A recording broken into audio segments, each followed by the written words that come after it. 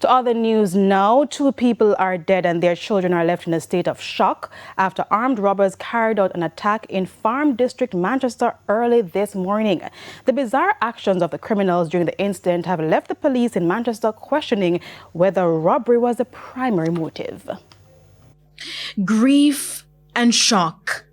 This woman was inconsolable as she learned of the horror that took place inside this house in Farm District, Manchester, Saturday morning. 2 of her relatives, the latest victims of a bloody crime. Dead are Rohan Bernard, OC Rocky, and his girlfriend, Kadeen Isaacs. When I know how I feel, I just feel that way for her.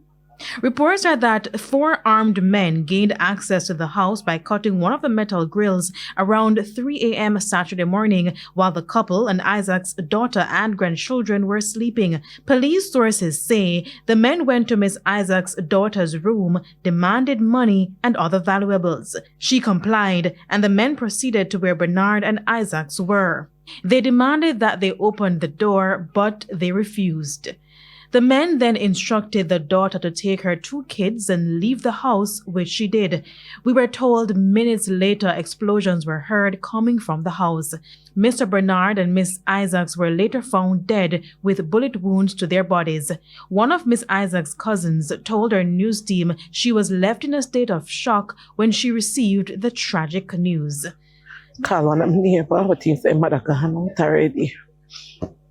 I did come and say, I'm stopping the road and cry because I must take time and walk home, but you don't know when, like I say, you don't know what happened, you don't know when nobody come for you. You just have to try. She live humble, she not even argue with nobody or nothing. She did it.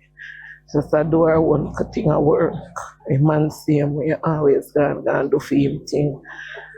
Meanwhile, as the Manchester police carry out their investigation, they're trying to understand whether robbery was really the primary motive.